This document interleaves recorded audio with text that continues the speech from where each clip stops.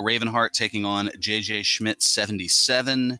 And, well, Spark over. I was going to say, hopefully the coffee is a-flowing here, because this is a little out of the norm for pretty much all of us.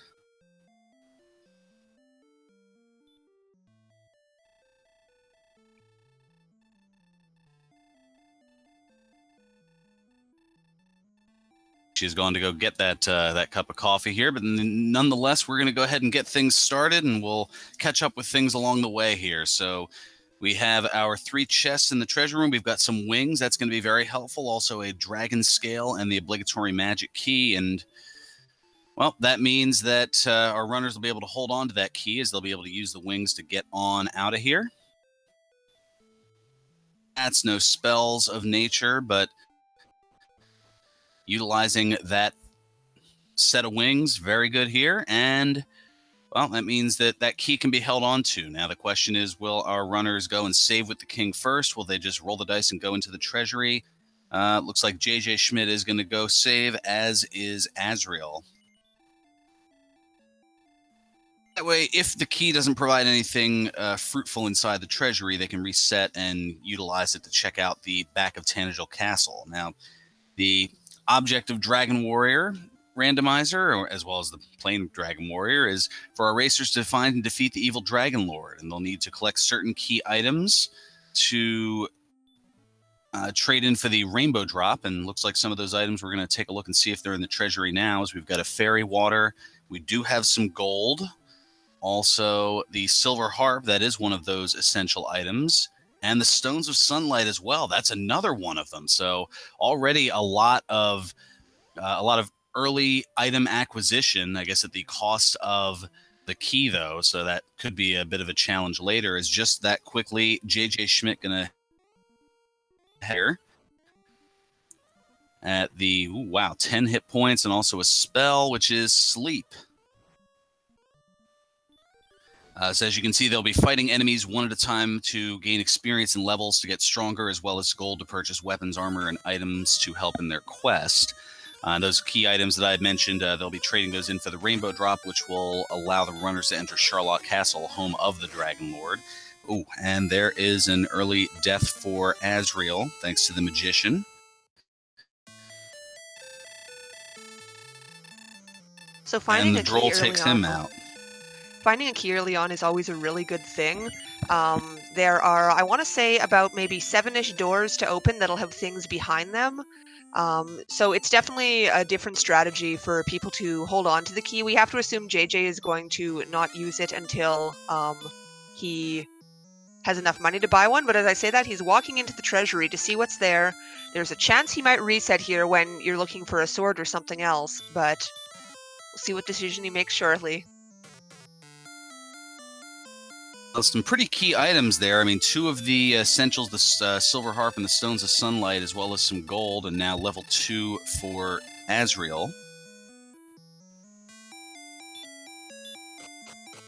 So a lot of runners will just wait to use up their only key, unless maybe you find something like Erdrick's sword in the beginning.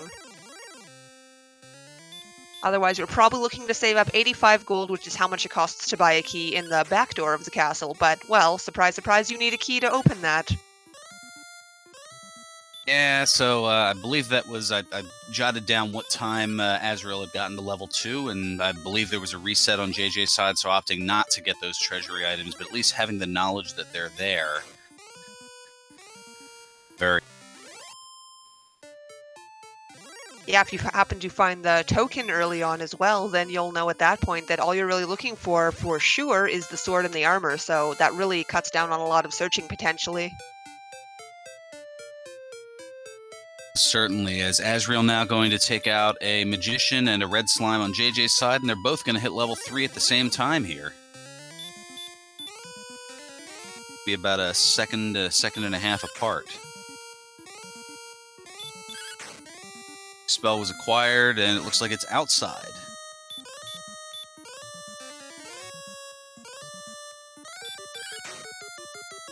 Different strategies here. Azrael looking to just whack away at some enemies. JJ going with a going with the sleep spell on a rather potently strong Druin.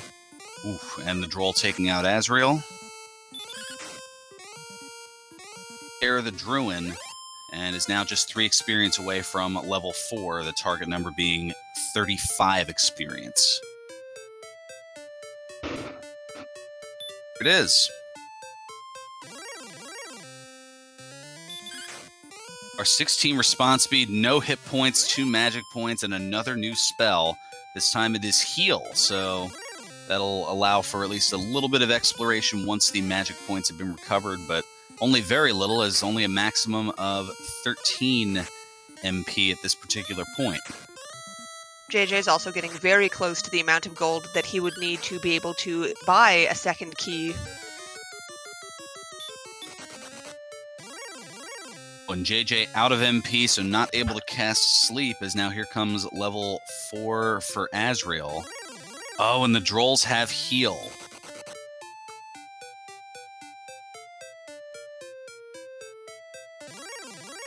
Out of that real quick here.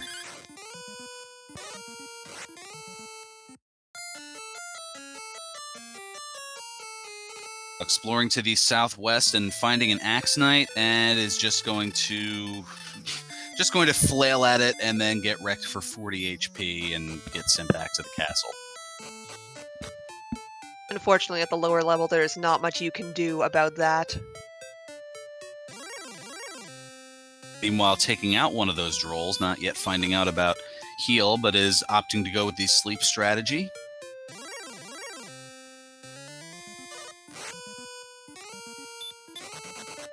So, as far as getting things for later in the game, our runners are looking for the Silver Harp, which they will trade in for the Staff of Rain, that has already been acquired by Azrael in the Tangential Treasury, the Stones of Sunlight, which were also in the Tangential Treasury, and Erdrick's Token, which is a little bit more difficult to find as it has the... Ooh, well, there's an Armored Knight on Azrael's side, taking him out.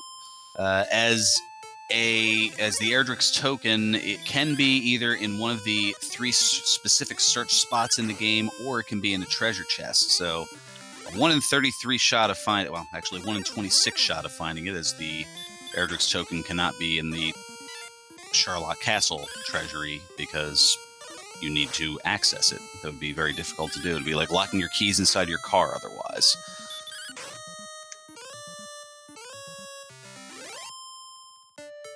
Fortunately, there are ways to stop that. Oh, so Azrael has found level 5.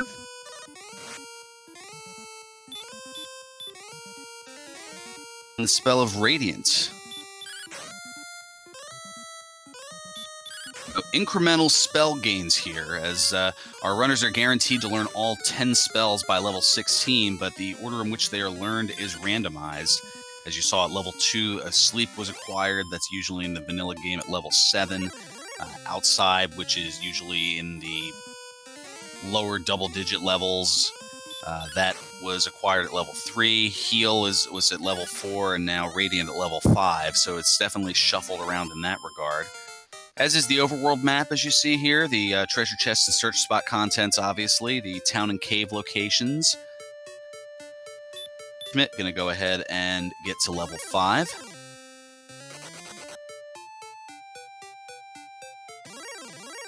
He also does have enough money now to go back and purchase the second key, but looks like he's opting just to get more experience now. Not sure if he's just waiting to use up his MP or if he feels safe in the area. In the first 2 zones, you're relatively safe, so... And he's right beside the castle. Certainly. Also randomized are the enemy locations, as you've seen, although there is a little bit of a safe haven around the starting castle, just so that way you don't walk outside and, oh, hello, Red Dragon. Tougher enemy, well, one of the toughest enemies in the game. Also, the enemy spells and abilities are randomized, as you'd notice that Drolls don't usually have heal, but they did in this case.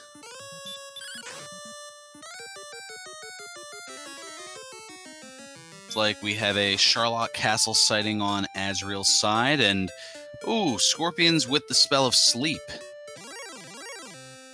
Heal more.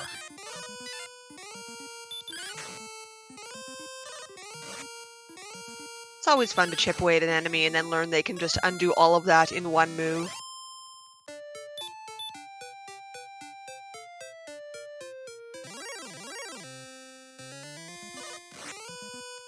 Think of an acronym for fun, but all I could get was frustrating, unbelievable, and I couldn't think of N quick enough.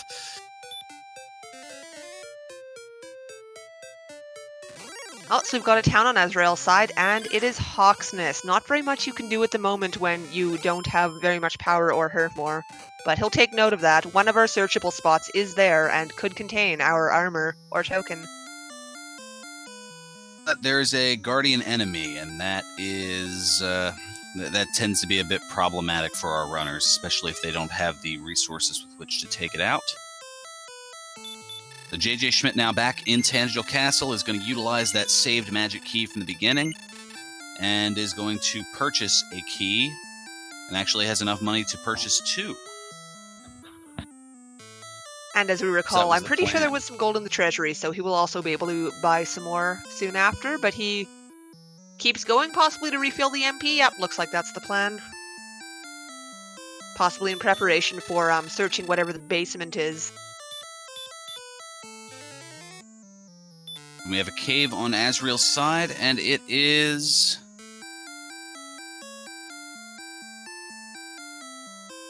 and Mountain Cave. So 5 accessible treasure chests here. Smashy noting in chat that Azrael failed running away from a golem, but they have the baby dragon breath in a sense, in that it only hits for about 20 hit points and was able to take it. So now JJ has the silver harp and stones of sunlight.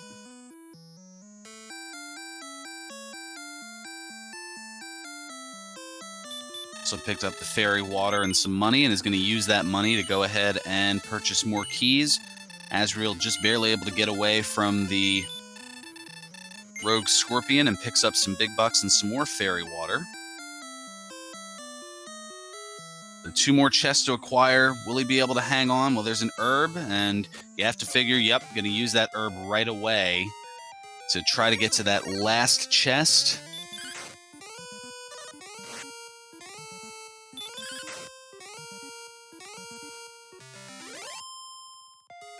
Able to get away.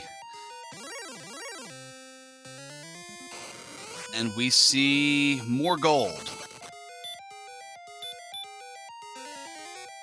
Azrael has no way of casting outside with no magic points, so probably going to have to try to walk it out, but swipe at a rogue scorpion unsuccessfully and get sent back. So meanwhile, on JJ's side, he also found a cave. I believe it's the Swamp Cave North. I think I saw a lot of south walking from there. So we might be able to find out what is on the other side of the cave. Ooh, specters with that baby dragon breath as well. Usually the dream of going through here is to backdoor into Garonham or otherwise find something very useful on the other side. But oh, JJ finds a metal slime, and the metal slime has sleep and baby breath. Oof. And there is level 6 for Azrael. Nice double-digit gains on a lot of things, and yeah, metal slime's going to be a little problematic this time around.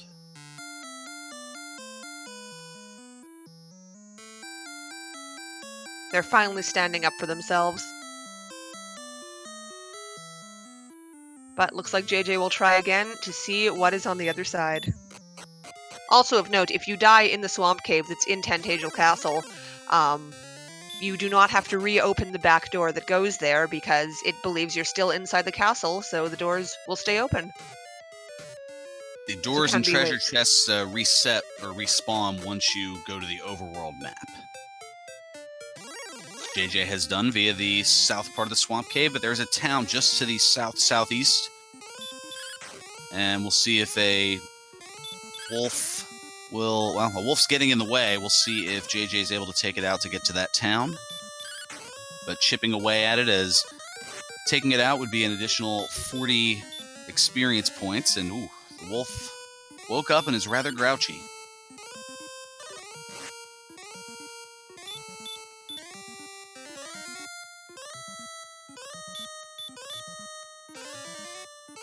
want to stay asleep.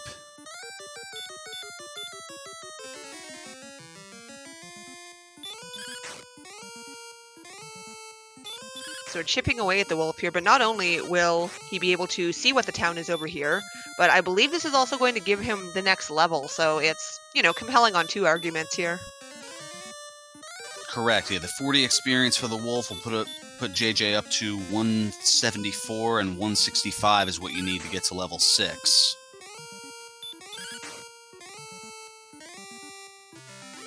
A lot of resources being used. I believe there were 5 different castings of sleep, but JJ able to take it out, and here comes level 6 for JJ. 7 hit points. MP to speak of. And we have the town of Garenham.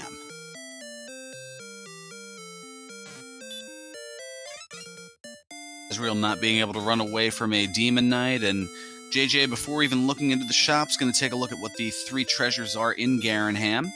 So we've got a cursed belt, we've got some big bucks, and an herb. So before even doing any shopping,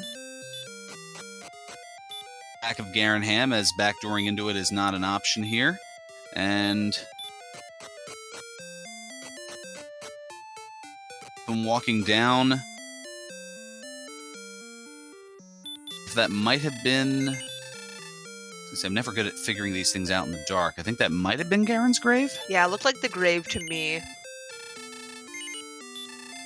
And a large shield purchase on JJ's side. Also going to get a club.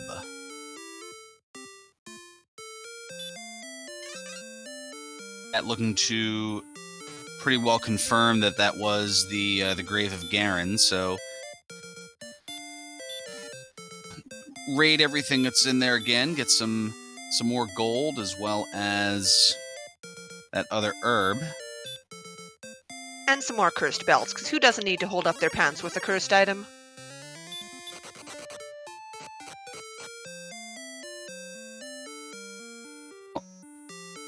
Looking here, I mean, JJ's opting to do what's, in a sense, called a ghetto grind, going to keep entering the town, raiding everything, and then exiting the town and going back. I was going to say to perhaps save a key at this point, that he could sell the, now I think, 3 cursed belts that are there. Ooh, and the red dragon being red dragonish on Azrael's side. But that could have possibly saved a key by selling 2 of the cursed belts. Would have left a little bit short, but now just looking to get a little extra financial cushion. But theoretically, JJ could go back to the weapon shop and purchase a half plate, which I believe I saw there, for 1,000 gold.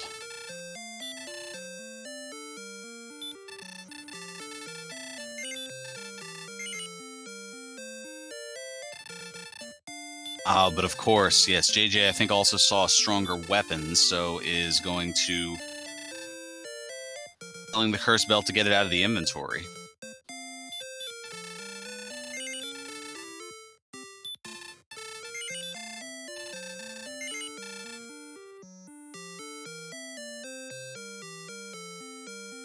And all the best equipment that money can buy in Garenham has been purchased on JJ's side. The club, the half-plate armor, and the large shield.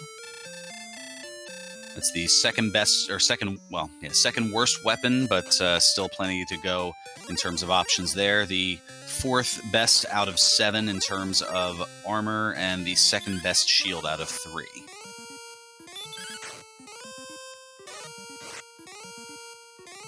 So JJ now going after a wyvern, and Azrael taking a look into the large swamp that's here, and I'm going to try and put an axe knight to sleep. Not able to do so. Meanwhile, JJ putting a wyvern to sleep. Really able to get away. And JJ does take out the wyvern, so a nice 64 experience gain there. On the way to level 7, which is at 337 experience. Azrael almost there, and we have the Vanilla Stones of Sunlight Cave. Has some more money. Yeah, Azrael still hasn't found a town yet, but if he is able to find one soon, hopefully he'll be able to hold on some gold to be able to equip himself. And no, Smashy asked in chat if JJ did not raid Garen's grave. He did not. He checked it out and then chose to carry on. I can certainly understand that. You don't really have any spells to take care of any enemies. You had just gotten slightly better defense, or I mean, you know, more than marginally better defense at this point. As you can see, the defense total of 50, so that's going to make enduring some of the attacks of enemies a little bit easier. What kind of baddies are down there, and with no real offensive way to take them out? I mean, you can see here chipping away at wyverns 4 to 5 hit points at a time, and ooh, star wyverns with hurt more. That could be problematic once we get to Charlotte Castle, as the star wyvern is one of 10 different enemies that can spawn inside the castle. Though also, not diving the grave could just be a little bit of some strategy at the moment, knowing that we have both the Stones of Sunlight and the Silver Harp. JJ knows that those are two of the major items that need to be found, so he might be opting to search for Cole, Hawksness, or Canlin to find out whether or not our token is elsewhere, and then he'll know the only other thing that's necessary to find would be the sword. Necessary being a little bit of a wavery line, since you don't technically need Erdrick's sword, but it definitely helps a lot, to the point where it's pretty close to necessary. So there's an insane power boost, and here at the just before the 22-minute mark, Azrael getting up to level 7, and just right behind him and taking the experience lead now is JJ.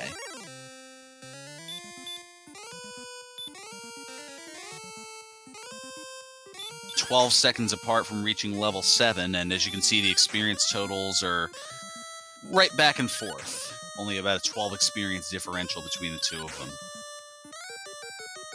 Able to get away from a golem, and that is going to be another death on his side, and JJ doing a nice bit of grinding, actually, up to NG noting, a nice mid-game grind next to the Garenham in there with using the sleep spell on enemies like wolves and wyverns and the occasional Magiwyvern.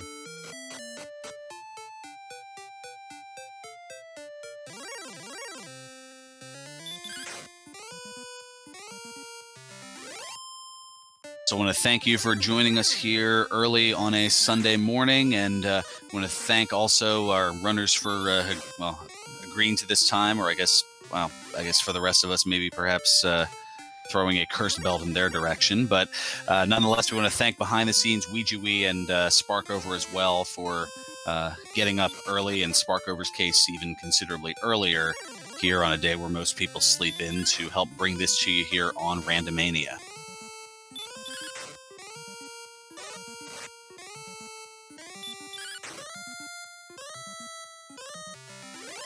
Now, the wolves are considerably easier here for JJ because he is what is known as damage broken the wolves. Now, what that means is when your defense is the same number as or higher than the enemy's strength, there's a different calculation in terms of how much damage they can do. So the most that the wolf will be able to hit JJ for is roughly 7 hit points. Or fewer. Low as 0 and as high as 7, whereas before it had a different calculation where it could have been considerably more than that. So now, not having to worry so much about the strategy of using sleep, and is just able to kind of whack at it and occasionally heal. So this is, as noted, a very good mid-game grind, and just like that, JJ up to about a 200 experience lead, and I believe the Druin may, let's see, with 15, okay, just 1 experience short of level 8. Okay, here.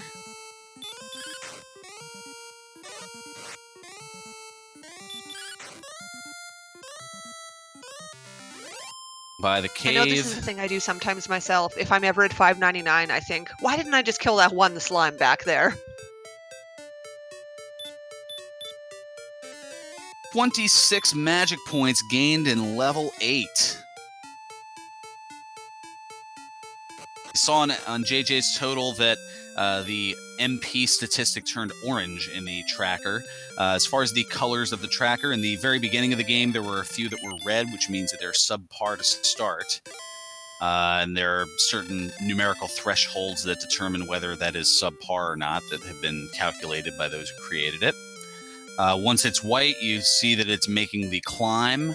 And then once it reaches orange, it's kind of a borderline. Start maybe thinking, considering if you have other really good stats to go after the Dragon Lord. And then once it's green, you know that statistic is good to go. And we have a cave in town on Azrael's side, and it is Brecconary.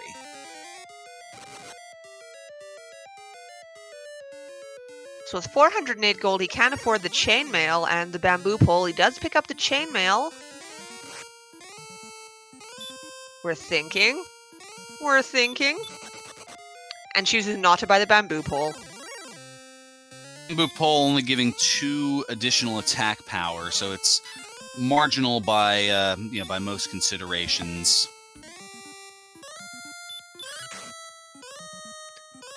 Though to be fair, I'm sure he was weighing the pros and cons between buying an herb versus a bamboo pole, something about that. There wasn't too much money left over. Now with just 12, theoretically could go back and get it here, but now JJ Schmidt opting to go into Garen's grave, and we have some big bucks. We have a fighter's ring, so that will add 2 attack power to the total once that is donned.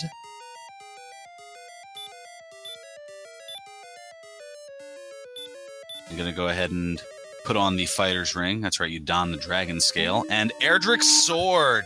The best weapon in the game.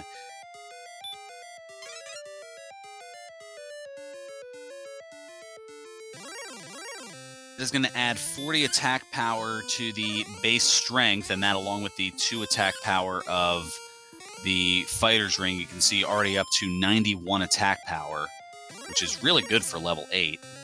And now you can see able to take on a lot of these mid to upper level enemies. Meanwhile, there's some big bucks in the tablet cave that Azrael has found.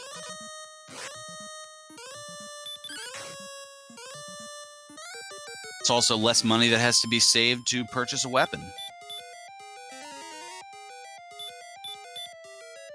Yeah, so already we can see the differential in experience. JJ is approximately 2 times the experience as Azrael. As noted in chat that he's about to jump a mile ahead by holding onto the key early on.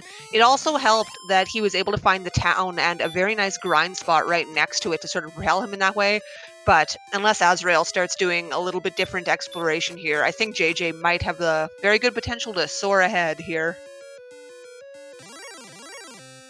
That's what's interesting about these seeds is all it takes is just going one direction as opposed to another, and that can just vault you ahead. But there are certainly equalizers along the way, as now midway into the grave is a magic key for JJ.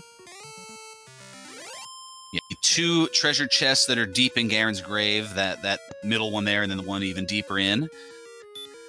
Those are locked behind a door. So, as Tramp Royale noting in chat, that that is essentially a replacement key.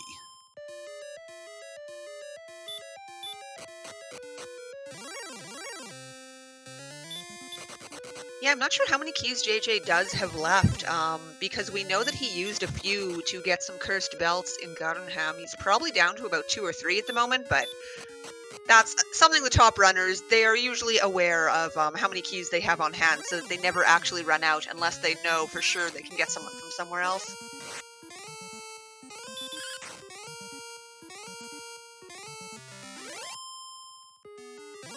Usually it's if you make that error, that's one that you try not to make twice. I actually had run a practice seed a couple of days ago where it took me a little while anyway to take care of things, and next thing I knew, I got to the last thing, I believe oh, here we go, level 9 for JJ. And another magic key at the very bottom. But in that particular seed, the Rainbow Drop Cave was in the back of Garenham, and I had acquired everything else. I was ready to... I was all leveled up, ready to go. I got to Garenham and went to went to the used the door command that said "Thou dost not have a key," and other things that can't be safe for air were said immediately after that. Oh my. Actually, my biggest mistake for running out of keys was probably in Gardenham as well. This was right after the Swamp Cave had been modified so that it can create 2 continents. And as it turned out, one of the first seeds I played had Sherlock on the other side of the Swamp Cave through Gardenham. I needed a key to get through, and it just wasn't quite in my head that you have to keep stocked up on keys if you're going to keep dying in Sherlock. Ah, that does make sense. But yeah, you definitely learn from those experiences.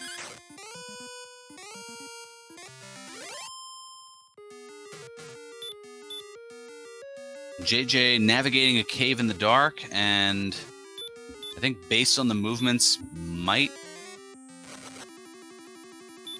believe neither is he, as he's going to use Radiant and, okay, trying to head back out of the grave. Though I believe he's got the outside spell, I wonder if he's just trying to look for something else to die on.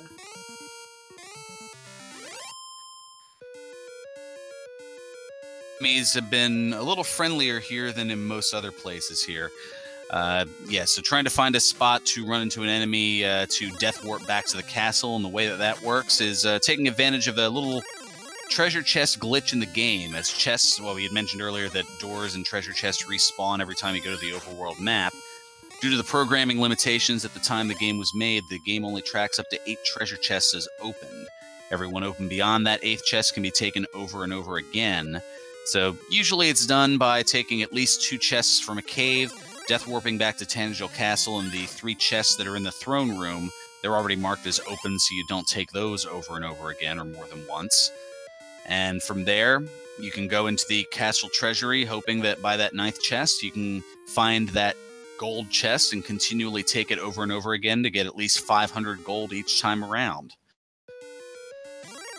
It has taken all 5 treasure chests from Garen's grave, so once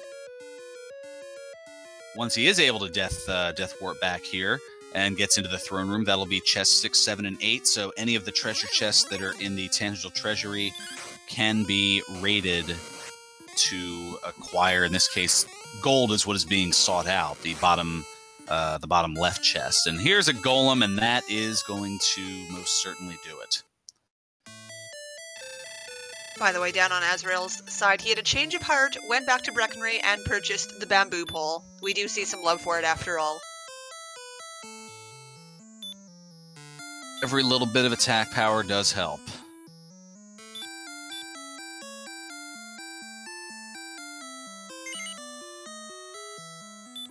So, gonna pick up a fairy water here, although it shows up, the part of the glitch is that it notes, in this case, that it's the broadsword. And there is the gold. Yeah, the gold grind has been activated. Meanwhile, on Azrael's side, we've got level 8.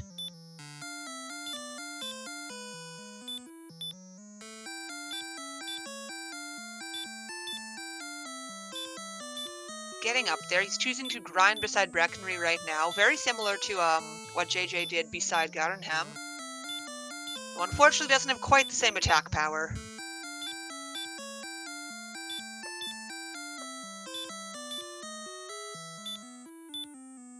I'm sure, though, that well, I mean, at that point, it was only the club that JJ had. Oh yeah, true enough. So it looks like this zone is pretty friendly as well.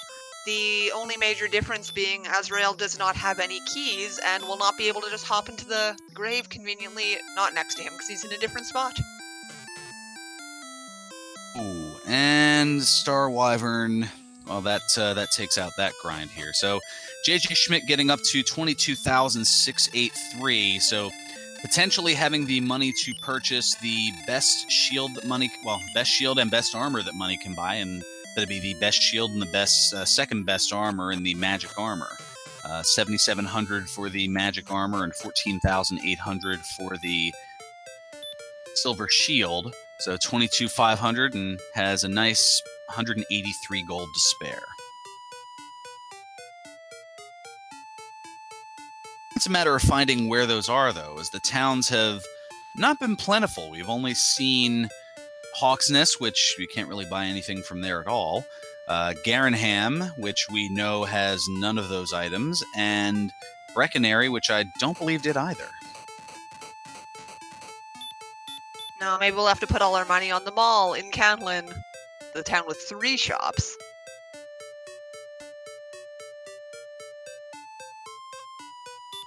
So JJ is very hopeful. He finds a town. Oh wow, what could it be? It's Hawksness, unfortunately for him, so he just turns around and keeps searching. He wants to find a town and go shopping. Now, JJ Gornt asking a notable question here. Prices are not randomized. In this particular tournament seed, they are not. However, there is a mode known as Chaos Mode, where, yes, the prices of the weapons and armor and shields are randomized in that Chaos Mode, where we have seen everything from bamboo poles in excess of 10,000 gold to silver shields for 1 gold. But in this version, the prices are their traditional amounts that you would otherwise see in the vanilla version of Dragon Warrior. And now we've got the Mountain Cave for JJ, and is going to find some helpful items, but otherwise, a little extra money, not that it's needed at this point. And Star Wyverns with Hurtmore are definitely going to be problematic.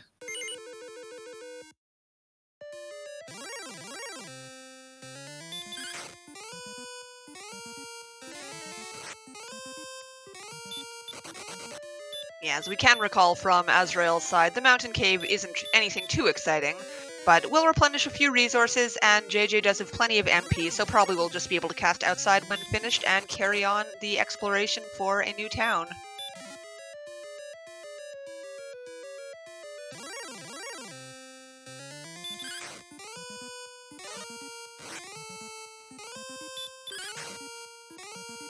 Azrael opting to go for a little bit of a grind, not too far from the castle here, trying to perhaps get a little strength.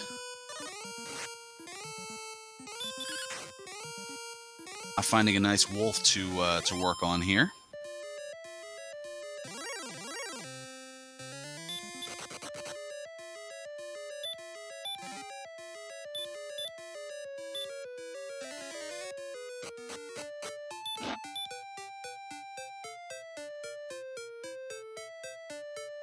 Now, JJ Gornt, I would note in chat also that if you're looking for a little bit more of that that randomized weapon and armory and everything of that nature, that if you you could dig a little bit deep into the archives here among the Randomania networks, but you can also check out the Randomania channel on YouTube, where earlier this year we had the Dragon Warrior Randomizer Chaos Tournament, and things I can certainly attest were very chaotic with that.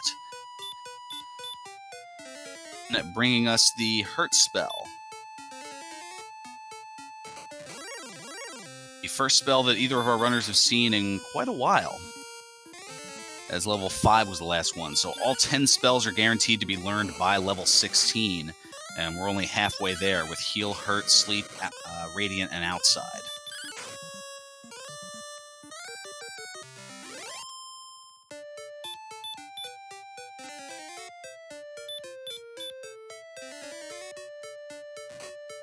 Also, if you want to give Dragon Warrior Randomizer a try yourself and engorge yourself on all those great randomized prices of Chaos Mode, or just to give this game a try and see how you do with something along these lines, the link is there to download the randomizer that's in the Twitch chat, as well as the link to the Discord, so you can engage and converse with all of the fine, fun, friendly folk that are within the Dragon Warrior Randomizer community.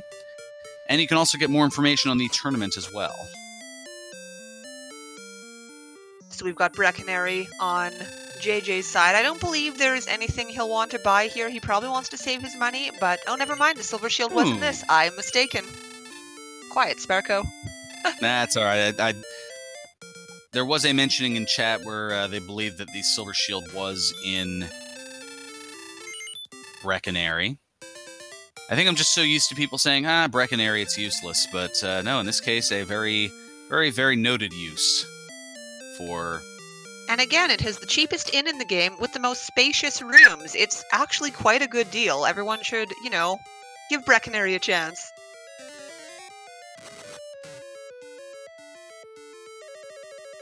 Even have to shop at yehotels.com or something along those lines. Maybe back then it would be yehotel.stone. I don't know. And yeah, as noted in chat, saving the rest for armor isn't quite as important. The silver shield is the best shield that you can have in the game, but we are going to be looking for Erdrick's armor, which is the most powerful armor in the game, and possibly one in all of RPGs.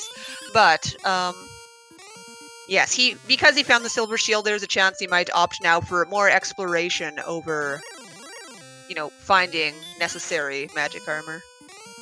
Especially since we know where Hawksness is, one of the 3 spots where it could be is covered. Actually, as I'm kind of going through my, well, since my mental checklist isn't as potent, especially sans coffee here this morning, my physical checklist here, it looks as though Erdrick's token, there's only 4 different spots remaining as to where it could be. Search spots, either the overworld search spot, the town of Hawksness where it's being guarded, as well as the town of Cole in its search spot 4 steps south of the Baths, or it could be in the treasure chest in Rimalder. Everything else has been accounted for by our 2 runners.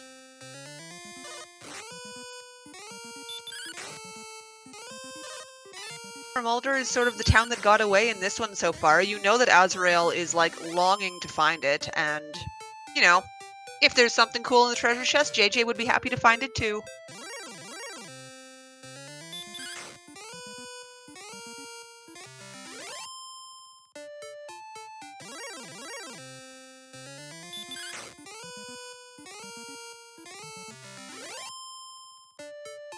Having that Erdrick's sword certainly a huge advantage for JJ, rather, as about double the experience that Azrael has.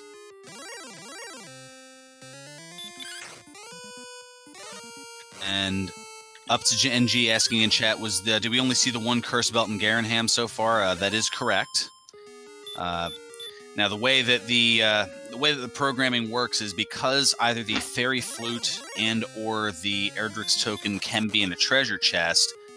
Apparently, it replaces a cursed belt. So, if you see a cursed belt in your inventory, you know that one of those spots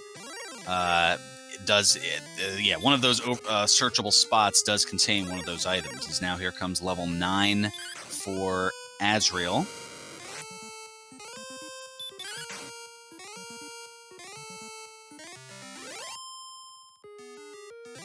JJ in Hawksness and doing a little bit of grinding perhaps to get to level 11, as now after taking out that Demon Knight is only about 89 experience away. Yeah, 1 more Demon Knight would cover that, and there are also some nice mid-level creatures in here. So the target number to get to level 11 is going to be 2,175. And JJ at the moment in the low 2100s at 2111. And is realizing, alright, I may just have to go 25 at a time with the skeletons here. Until now the Demon Knight shows up. Or...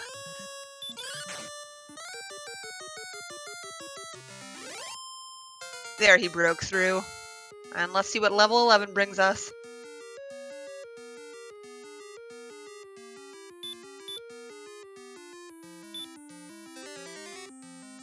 Nothing of note that he was probably hoping for as far as battling, but I think we're still going to see an attempt here at whatever our guardian enemy is. And it's the Axe Knight, probably some of the best news that could be received right now. Does have baby breath, but takes him out in a couple hits. And underneath we have Erdrick's token.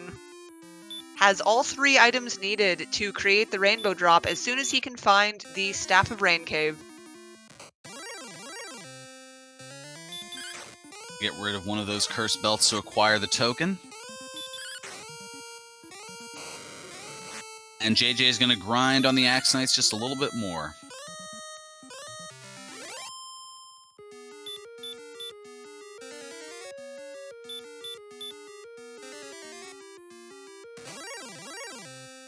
Yeah, Axe Knight is about as about as easy an enemy as you can get for the grind spot here. If your attack power is up there, it only takes about 2 hits usually, and if you're lucky enough to have hurt more, it can take just 1 hurt more to send him, you know, off running until the next Axe Knight jumps out of the tree to come attack you.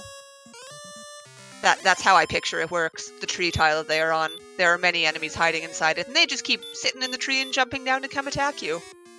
Sparko lore.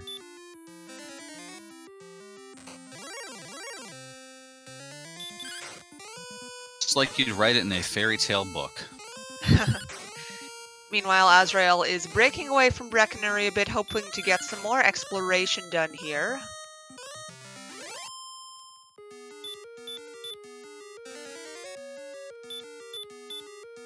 Another advantage to the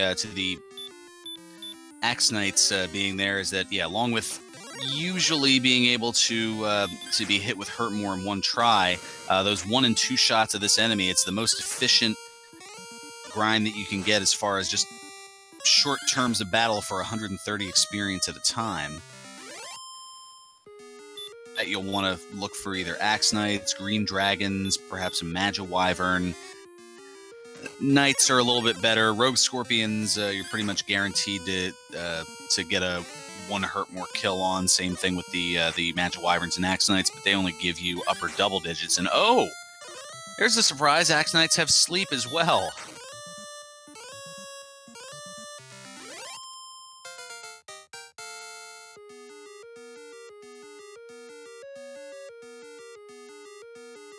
Is level 12. Ooh, look at that. Oh, look at that response speed as well as the magic point jump there.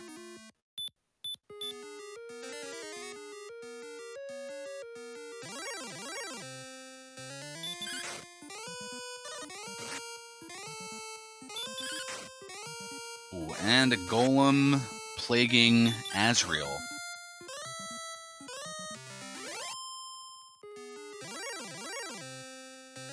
Actually asking, yeah, Axe Knight with sleep on the Hawksness spike tile. Now, we haven't seen it all that often, so I would presume that it's maybe about a 25% chance to cast it.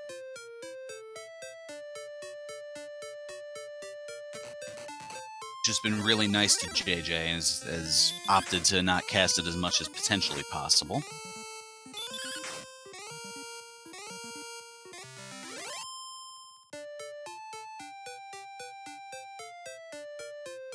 Is that Erdrick's armor, the best armor in the game, is guaranteed to be in one of 2 spots, either in the search spot in Cole or the overworld search spot, as that is the only place that it can be, and that means that the other of those 2 will contain nothing.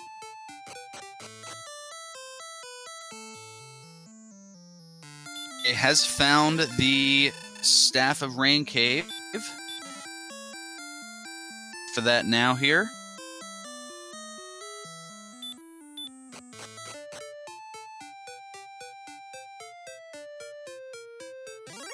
So now as soon as he finds the Jerk Cave, he will be able to create the Rainbow Drop and go into Sharlock, probably after a little bit of grinding, but getting some good progression on his side here. The Rainbow Drop Cave, also known in the community as the Jerk Cave, because if you talk to the man in the cave and do not have specifically Erdrick's token, he will literally kick you out of the cave. The jerk that He'll tell you you've no business of being there. I mean, you're just a hero trying to save the world. You'd think he could cut you some slack, but no. Old man's got things to do and doesn't want little whippersnappers in his house. And Smashy, the Erdrick's token was in the search spot in Hawksness. Yeah, no sign of Rimeldar yet, actually. Thing that the keys were able to be acquired early on here, otherwise there would be a huge stifling of progress.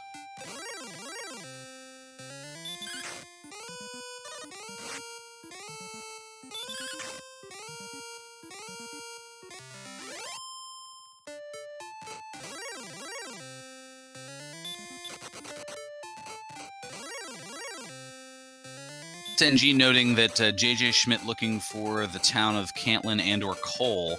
Ideally, you would like to find Cole first, as that's going to be the easier of the two search spots, as it's right there in town, as opposed to having to potentially acquire the coordinates. And, ooh, JJ getting slept and just surviving with 3 hit points, and it is enough to take out with the attack the Magiwyvern. Apply some herbs to prolong the exploration before resources.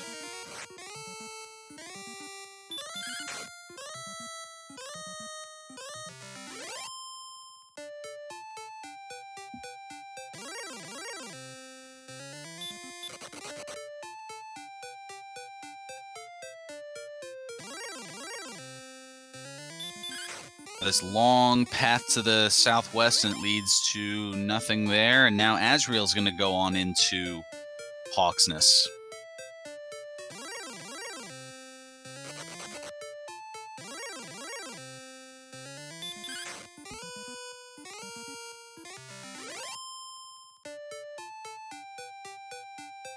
Maybe just thinking it's time to take a gamble and see what's on the swamp tile or the search tile. But he's getting a little bit of trouble from the Demon Knight here, and unfortunately is sent back home. And as well, JJ on the other side being sent home by the Magiwyvern. He was also out of resources at this point.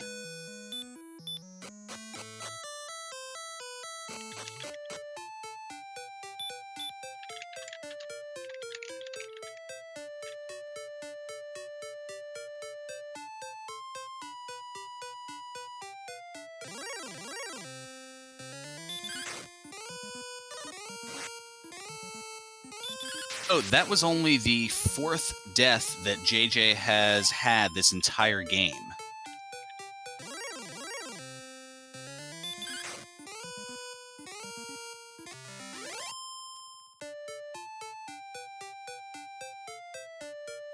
Has allowed JJ to not lose half his gold on only 4 occasions. Or having once you die and respawn in the castle, you lose half your gold to be revived.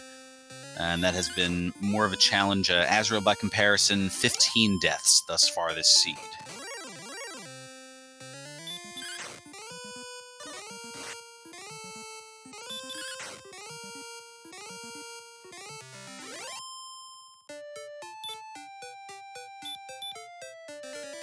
The winner of this particular race will qualify automatically for the bracket stage of the tournament. Both of our runners 2-0 heading into today.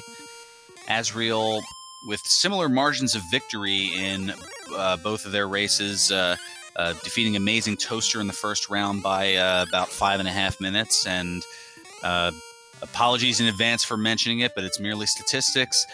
Beating our current restreamer here, Ouija Wee, in the second round by 5.5 minutes. JJ, meanwhile, a little bit closer margin of victory, taking out Dataplet 01 in the first round by just a little over 4 minutes, and defeating the Alan Heffley in the second round. And now we have level 10 on Azrael's side.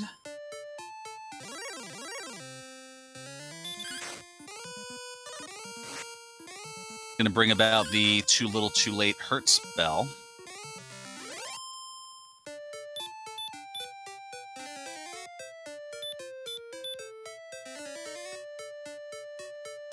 Chat also noting that the prominent spells of Heal More and Hurt More having not yet been acquired even at level 12, so both late gains in that regard. Heal More is really, as far as the races are concerned, it is a required spell to take on and defeat the Dragon Lord.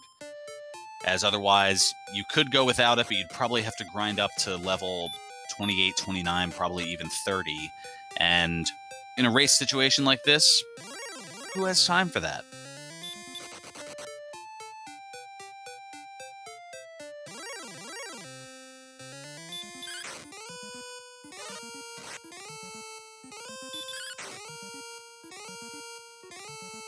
So I think this is Azrael's first time, I believe, trying to go past Sherlock, and would be able to find the Staff of Rain Cave, but unfortunately, the Red Dragon decides to say no to that. Jay, meanwhile, after taking out this skeleton here, is going to go to level 13.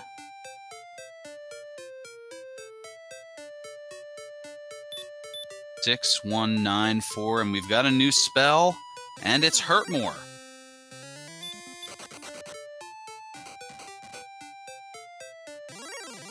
At this point, with the Erdrick Sword and attack power in triple digits, you may occasionally use it for some of the tougher enemies, but otherwise,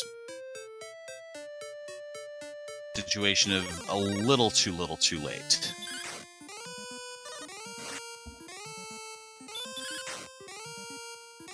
Yeah, in Azrael's case, I'm sure he'd love to find it, seeing as he's still working with the bamboo pole, but it's going to be a challenge to get up there at this rate. It'll take him a little while still.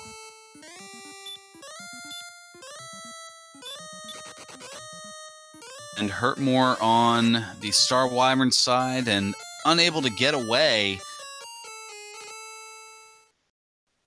So Star Wyvern, the most problematic with that constant casting of Hurt More. Quite a few of the deaths here, and that only the 5th death for JJ Schmidt here, closing in on the 1 hour mark.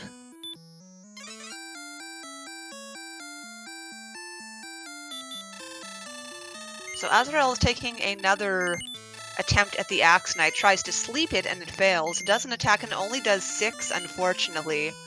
Again, the attack power just isn't quite there, so he gives up and decides to leave. Meanwhile, it looks like JJ will be going through the Swamp Cave again, possibly to find the last of the remaining towns. Or to see what is on the grind spot down there. I am mistaken. I think it's just more informational rather than anything else. Since you know you have to go to the other side anyway, you know that there's a pretty decent grind spot in Hawk's Nest of the Axe Knights, especially now that you have Hurt More. Oh, and it's a golem.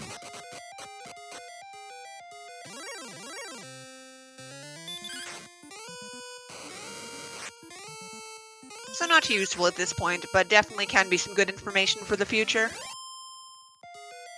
As that is the guardian of the princess, should JJ Schmidt find the town of Cantlin, and it turns out that the Erdrick's armor is in the overworld spot and coordinates are needed, JJ at least has the knowledge of what enemy he's going to potentially have to fight to acquire the princess, to get the Gwaelin positioning system, as it's known, Gwaelin's Love, which will let you know how far you are from the castle, so that way you can get those coordinates and know that you're however many paces in 2 of the cardinal directions away, wherever that item may be. The golems are always pretty nasty to fight if you don't have either the Fairy Flute or at least the Heal More spell. They pack quite the mean punch, so we'll have to see what these other towns bring us.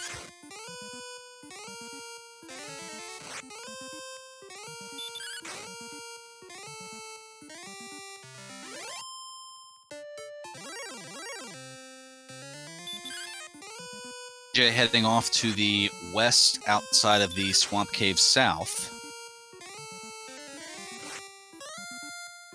Have we seen this cave down here yet? If not, I believe then we're going to be looking at the Jerk Cave. Or the Rainbow Drop Cave, I guess I could be so mean to that old man. But he's just kind of rotten towards us too. He will not be rotten to JJ here, as all of the items are noted, and now the sun and rain shall meet. So the Rainbow Drop acquired by JJ just before the hour mark.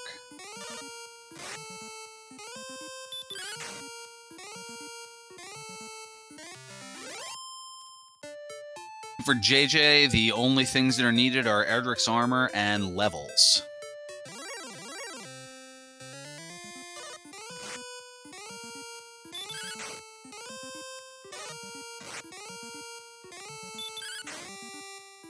JJ opting to attack here, not perhaps recalling that he still has Hurtmore, and oh no! Attacked by the Axe Knight.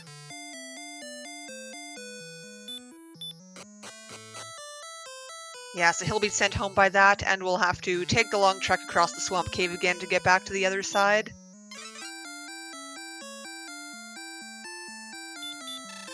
Asking the same thing. Did he forget that he has Hurtmore? It's very possible, considering that he has only had Hurtmore for about 5 minutes now, and I don't believe has utilized it once. So it's one of those out of sight, out of mind things.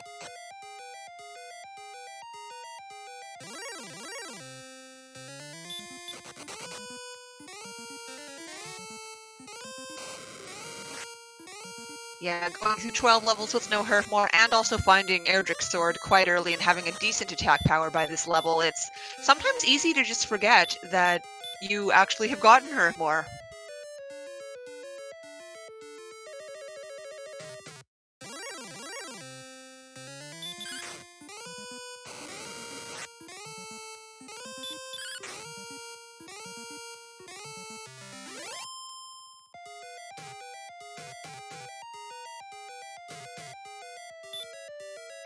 I don't want to put any kind of hex on either of our runners here, but this is just more so an observation. But here we are, an hour into this seed.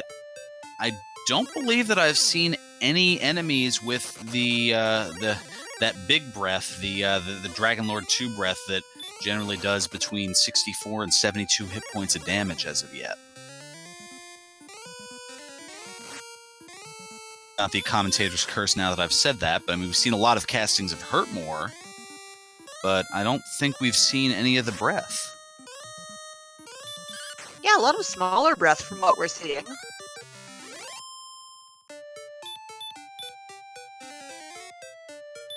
And if I've missed something, by all means, please please reset me, get my memory right here, or my observation right, because again, with sans coffee, I may have very easily missed something. Oh, so we actually do have another town very close to Gardenham, and it is Cantlin. So we are going to find out either what the coordinates are, or if we have any coordinates.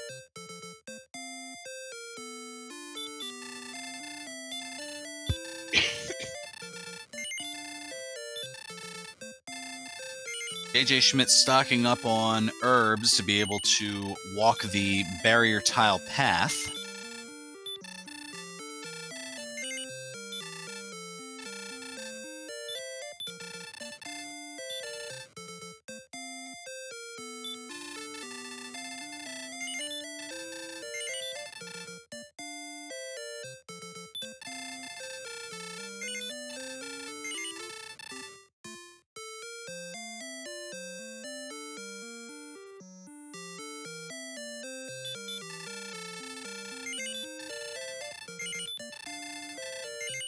I'm getting some fairy water as well. Yeah, Papa Foy's asking, the runner's records heading into this race is 2-0.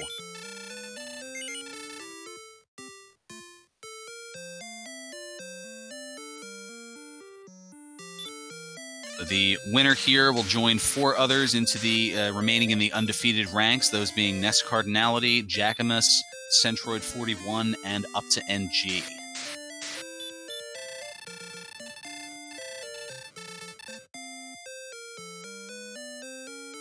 See here, thou may go and search 37 north and 26 west. And that Erdrick's armor is in the overworld spot. Seem pretty countable, I would imagine. Yeah, I'm trying to recall the map, but I feel like that's definitely a possibility. I don't think there was anything blocking that off. Though I wouldn't be surprised if we do see a little bit of searching for coal here as we're on the other side. We'll see what JJ chooses to do.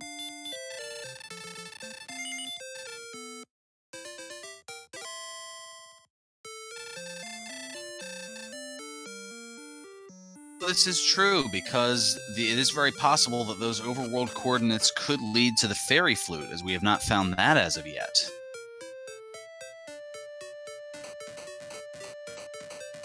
Because of course it makes sense that the golem would be blocking the princess, who in theory would be there to help you find, you know, the item that is disliked by him. Or maybe he does like it, what do I know? Maybe Golem just really wants to get to sleep.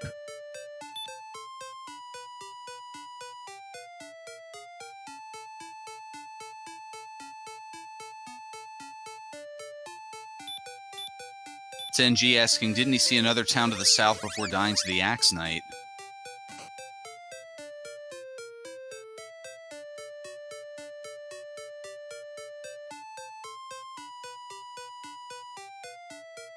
Instead, opting to count out the coordinates. It's only total paces.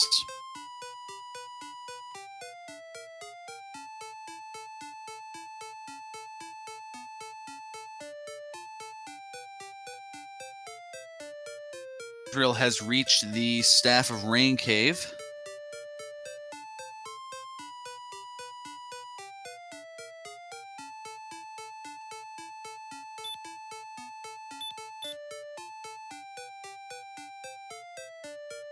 Oh dear me.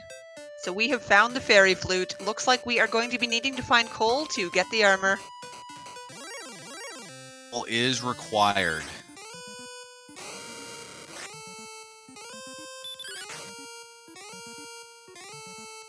Simple Sarah noting in chat, I understand this play. If it's the armor, then great. If not, then you know you need coal and it's easy to get back.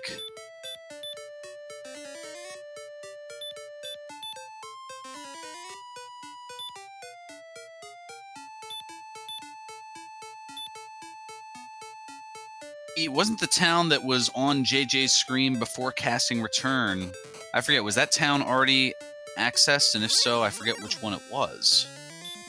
When he cast Return, I believe it was Garenham that we saw. I'm trying to recall... Yeah. I don't recall what we saw, though, when he died to the Axe Knight earlier. But I know some people in chat did mention that there was a town on screen. So that may be the ever-elusive coal?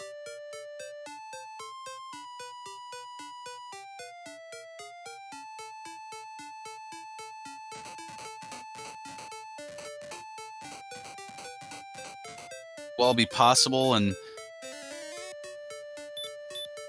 now JJ running into a large swamp and running into some issues there. So, I mean, perhaps now that we're... Oh, well, there's Rimeldar over on Azrael's side, kind of tucked away in a little westernly path. So this is going to open a lot of the game for Azrael. I believe right now the only door he has to open is the back door into Tantagel, but once he chooses to go through there, there are options around.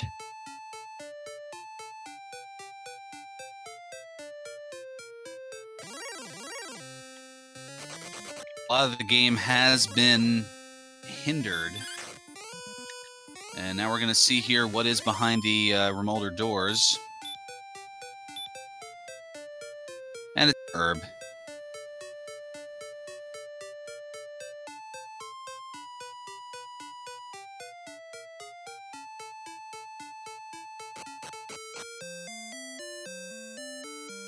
A nice weapon upgrade. So the love for the bamboo pole going for quite a while here, but it carried him this far, but it was definitely time to upgrade. Certainly was.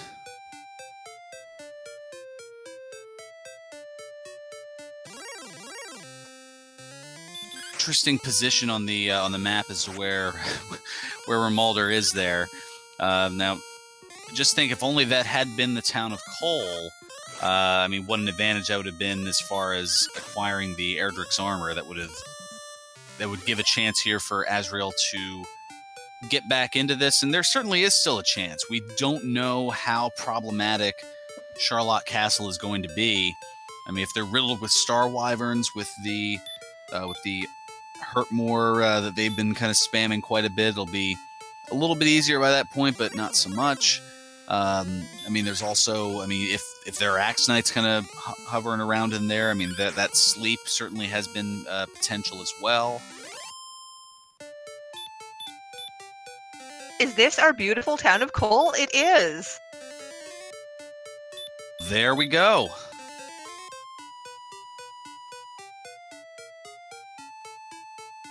So, in a bit of a break for Azrael, we have discovered Erdrick's armor in Cole. Also looking at the weapon shop, it doesn't buy anything there.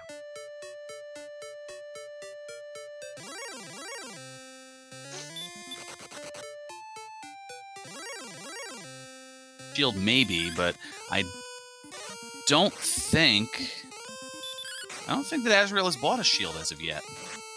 No, I have not seen one. So I'm trying to think, believe everything else actually is on the other continent, except for Hawksness, which he has not defeated the Axonite yet. But I believe everything else we're looking for, as far as Azrael's side goes, is on the other continent, so, well, it's the Swamp Cave just waiting for you to go through it now. We'll have to see how long he decides to wait until he checks back in Tantagel. Meanwhile, JJ finds Remelder. We know that there is nothing exciting for him on this side, but we're still looking for Cole, and we are close.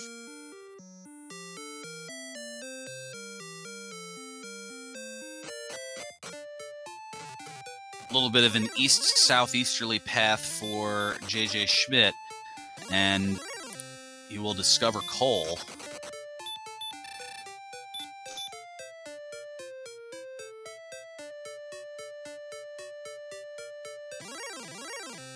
Erdrick's armor, that will be very beneficial as compared to the half-plate armor that he currently has.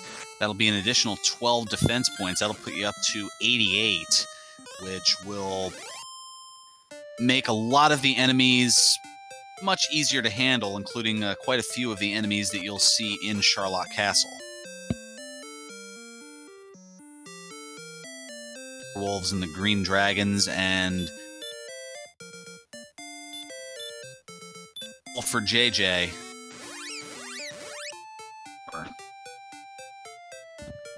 And so with that, a swift turn. I want to believe we're going to look at a lot of Axonites now. At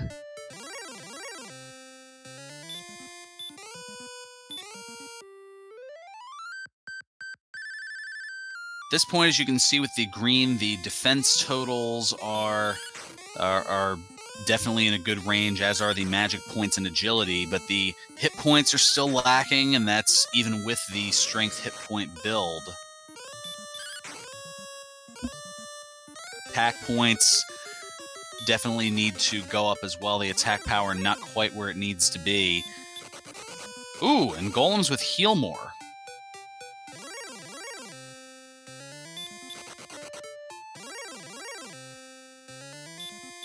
Quick nope out of there for that from JJ.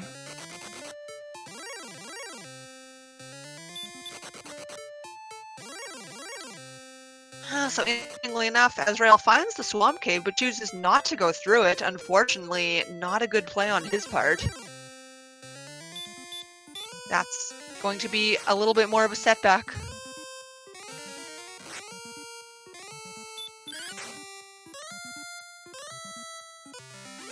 Wonder how much just getting into the mindset, especially in a race situation, the mindset of can tend to build, as Azrael now heading up to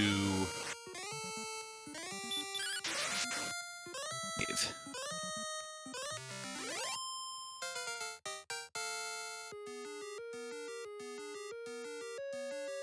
Now, I suppose he's going for a gold grind here. I believe Azrael was the first one to find the mountain cave and get all the chests in it, so maybe we're just looking for money right now. Oh, and a nice power gain at level 14. Still no heal more spell, so we're definitely going to have to go to at least 15 for JJ.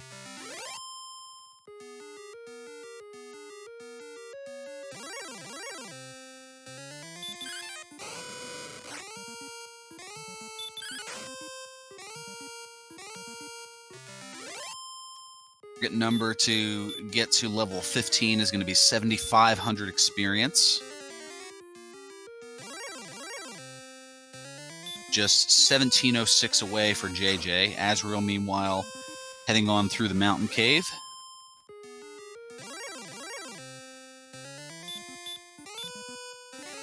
Don't recall if this was already explored or if this is an attempt to get a gold grind going.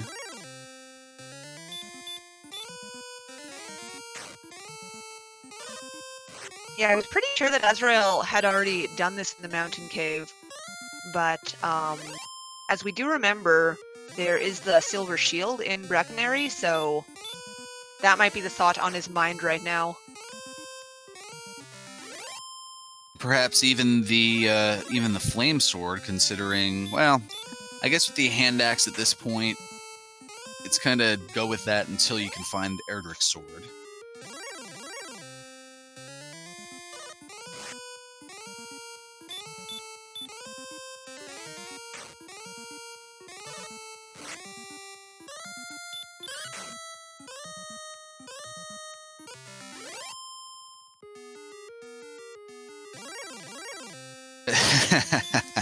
That is a hysterical question in chat from Mr. Spokes, asking, do I commentate in every race that I'm not in? Well, considering that I don't have a streamable computer, I am not in any race. So, no, I do not commentate every single race that's here, although it does certainly feel like it.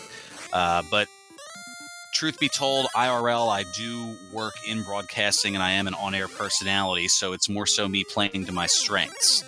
As opposed to watching me on the other side, where I would probably struggle through every race seed and be about 3 hours or so. So nobody wants to be put through that. So I figure better play to my strengths than my weaknesses.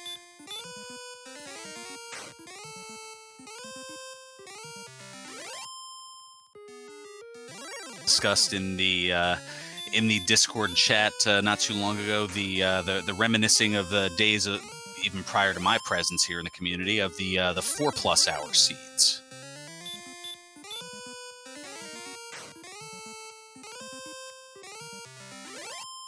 I believe Sparkover can have more reminiscence of that than I can.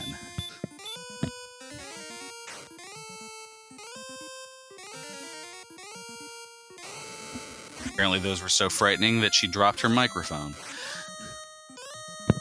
I can't say Sorry. as I blame her. A 4-hour seed would make me drop more than that.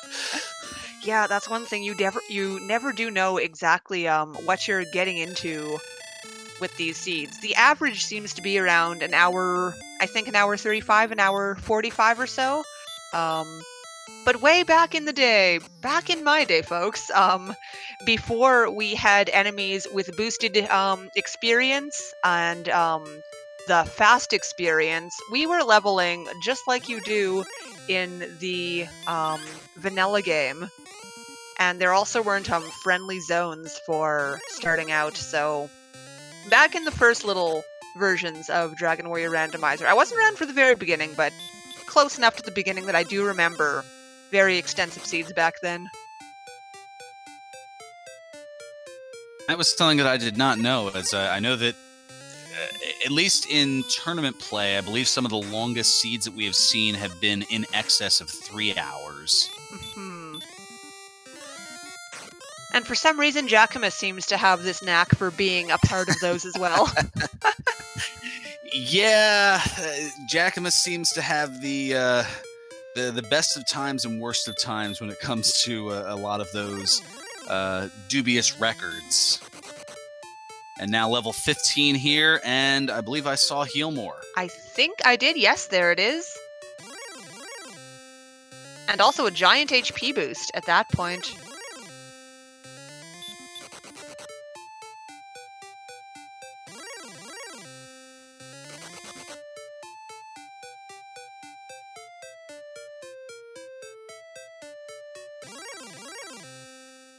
Able to get a quick enough count, but I think all 10 spells have now been learned by JJ. I think the only one that was missing was Repel. So meanwhile, on Azrael's side, we did finish the gold grind, and we are about to buy the silver shield and the flame sword.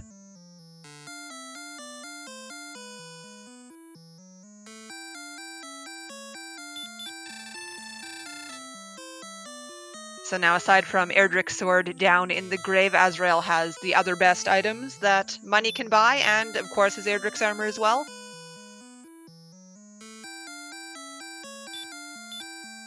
So is pretty well stocked up defensively, at least as much as can be sans levels.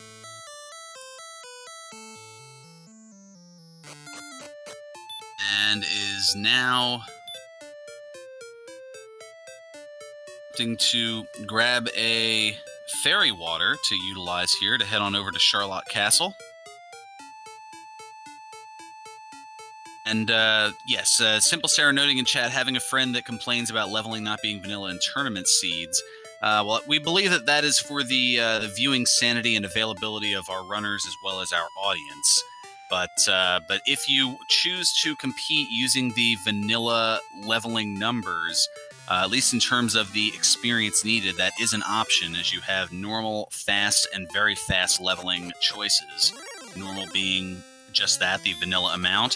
Fast, which is what is used in tournament seeds here, being 75% of those normal totals.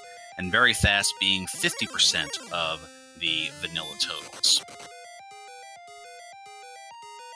I think pretty much the idea was to find a good balance in between, you know, being able to grind not too much, but still have it sort of be a thing in play, because finding a good grind spot is very often a very key part of these races. Meanwhile, Azrael had final level 12. AJ has found blue dragons with hurt more.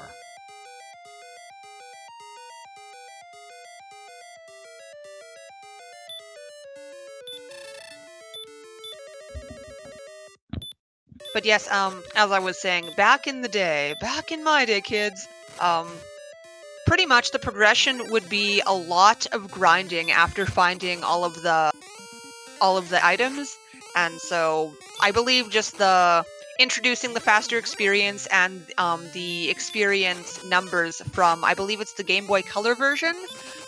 It's just to sort of provide a better experience overall as far as the balance between grinding versus searching. Slightly intended in terms of an experience.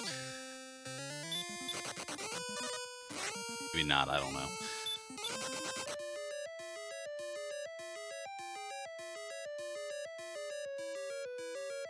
So JJ Schmidt in Charlotte Castle and is making a beeline down.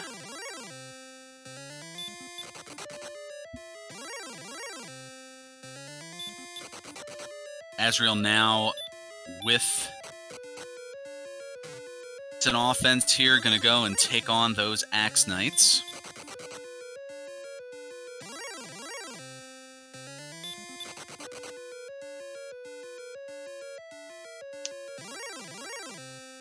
Yeah, I don't believe he's picked up the token yet, but upon doing that, he will know that the coordinates are not necessary.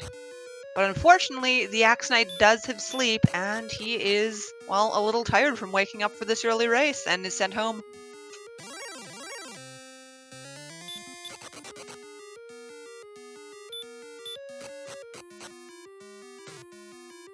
Yeah. That, I believe, is death number 20 for Azrael here in this race. And good morning, Z-Man. You slept in and missed quite a bit in the morning cap here.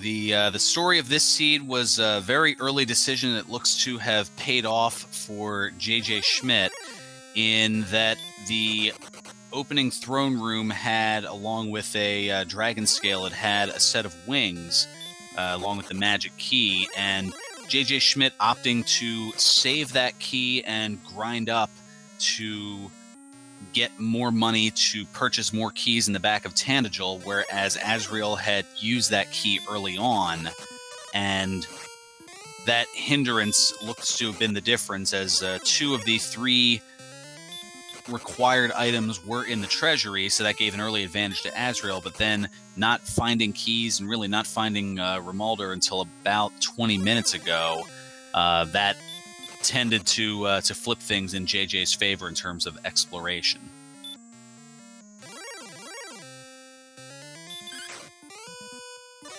And just that quickly, JJ is on the penultimate spot, and it is the Red Dragon, which we haven't seen too much of, but JJ just going to go ahead and get into a heavyweight slugfest with the Red Dragon. It has heal.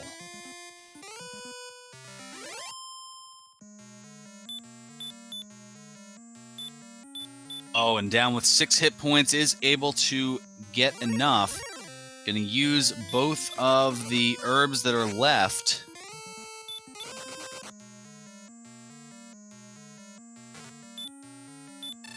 Yeah, I want to say he was definitely counting his hits pretty well if you are attacking a red dragon with only 6 HP left.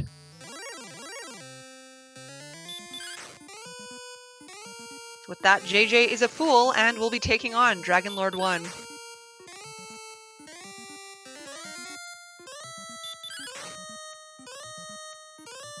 So, alright, a nicely placed stop spell here, and interestingly, attacking and defeating the Dragon Lord here, so if there's a back attack, there's at least a possibility that... Okay, there is no back attack. Yeah, with 7 hit points and the Dragon Lord breathing fire for a potential max of 48, that could have been a one-shot there, but in the meanwhile, we have 14 to start off with, so a nice upper end range. And 7 right on the opposite, a lower end range attack there, as 7 to 15 is the range that JJ can attack for, as we're now up to 32. And another death for Azrael. Another 11 for 43.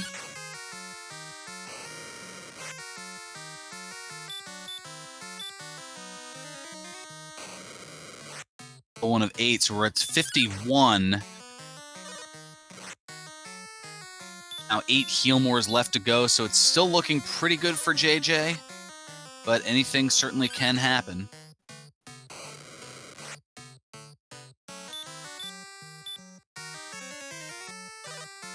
Our high roll of 14, so we're up to 75. Now the Dragon Lord can have anywhere between 150 and 165 hit points. Another 14, so there's 89. So now getting some of those higher rolls, wanting to definitely stay in that double-digit attack range. It's the third 14 in a row for JJ. We're now into triple digits at 103.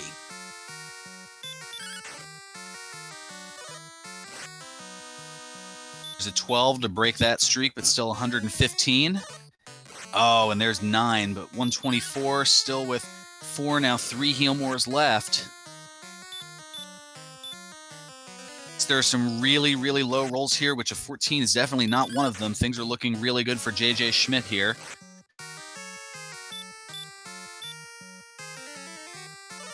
An 11, so that's 149. So theoretically, this next attack could be the last one, or if it's a higher roll, as far as closer to 165, it may need 2, and there's 8 for 157, so not quite enough. And with the last heal more, this next attack should be the final one, and it is for 11. So JJ Schmidt is going to go to 3-0 and has automatically qualified for the bracket stage of the tournament.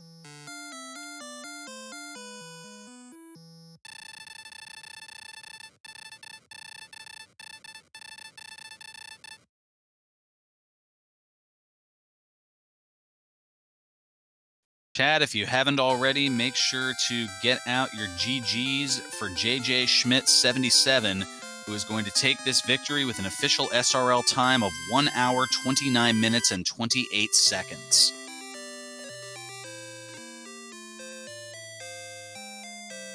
And unfortunately on Azrael's side, we have a forfeit.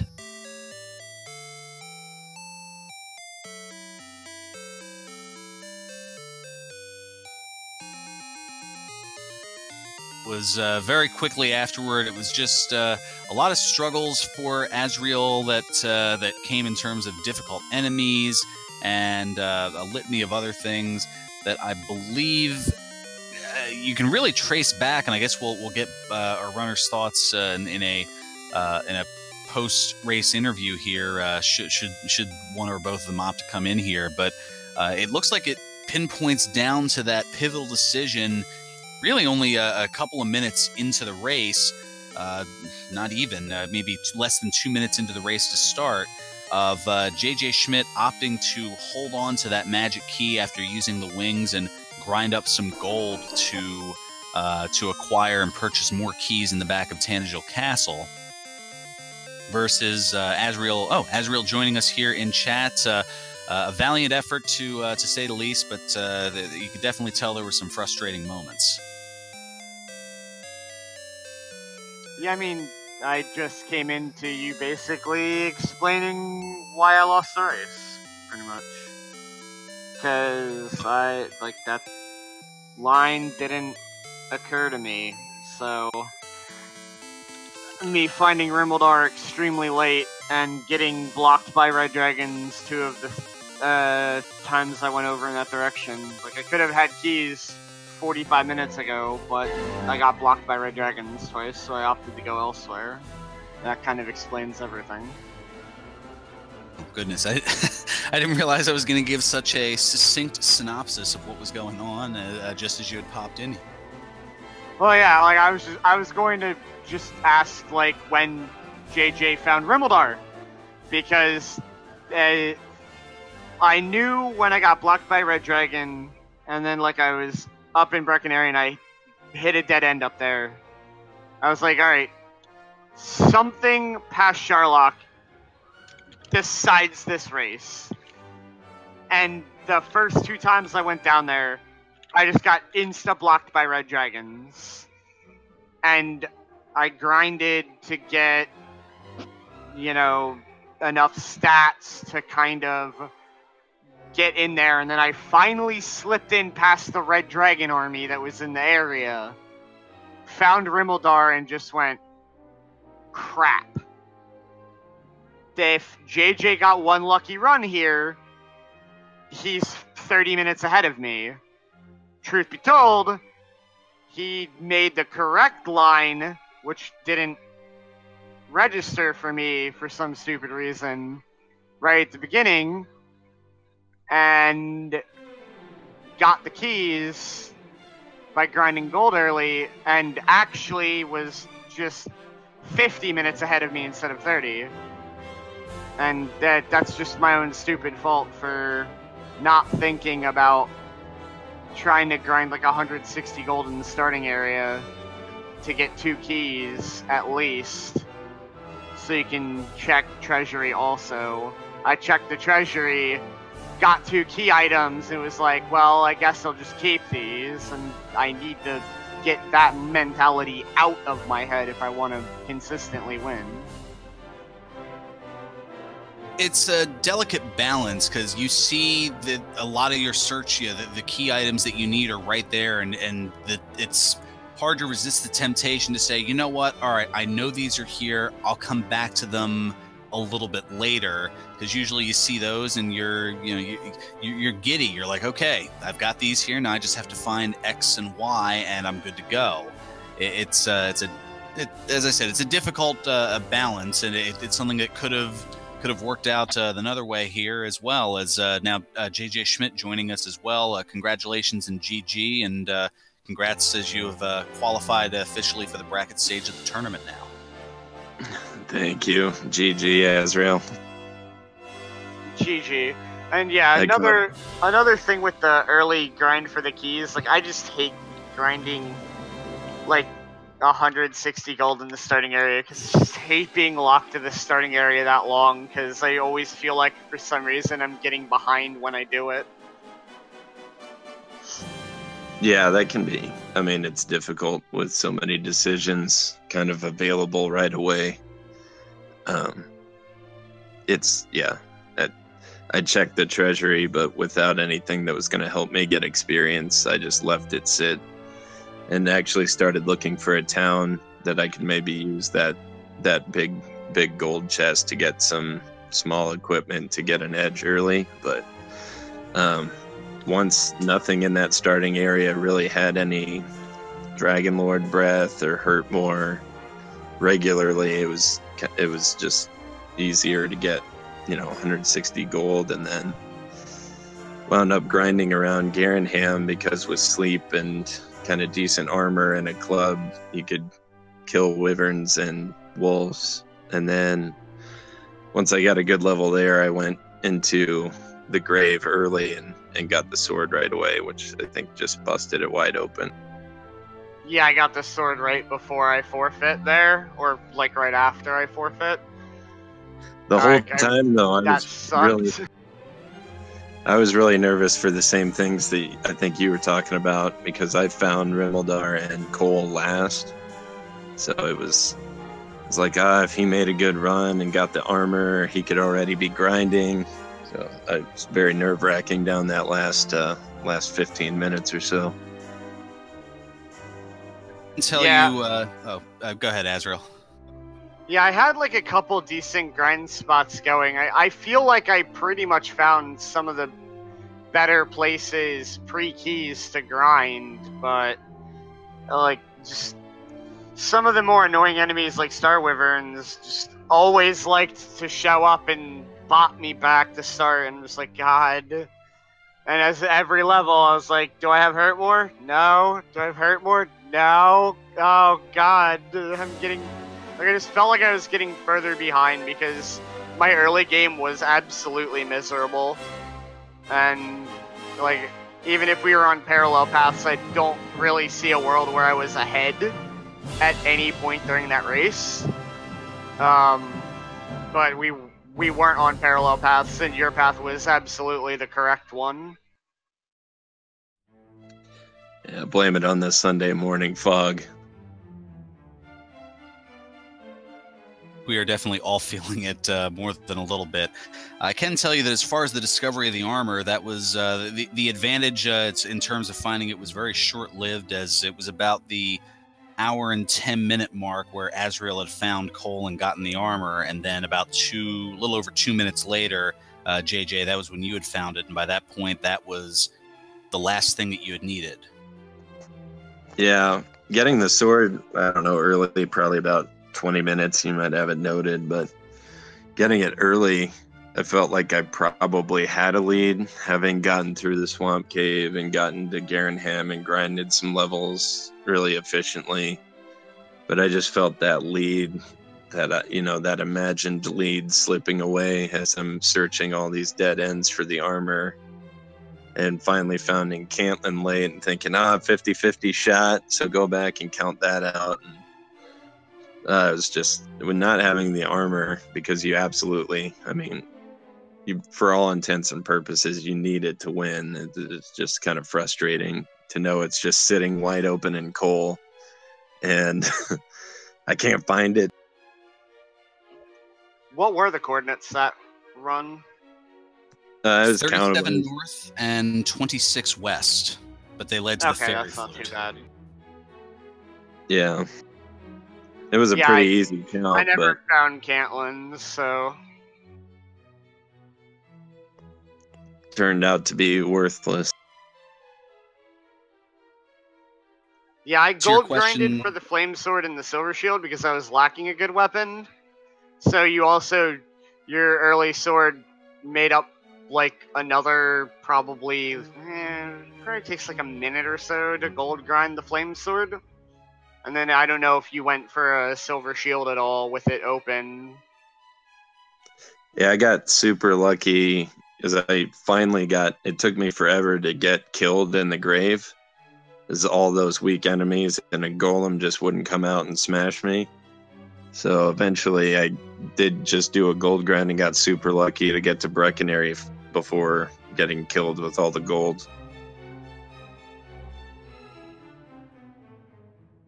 Canary had the flame sword and the silver shield, so that made things a little bit easier. And then armor, you went eventually and gotten. To answer your question about the Erdrick sword, JJ, you'd acquired it just before the 27-minute mark at 26:49.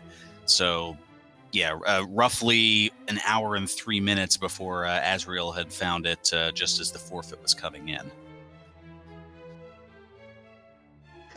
Charlotte could have been way worse. I feel like I got super good luck in there too. So. I mean, you probably had... You would have had to fail 3 or 4 Sharlock dives for me to catch you. Because I wasn't level 13 yet. I was still 12 when I found the grave and got the sword.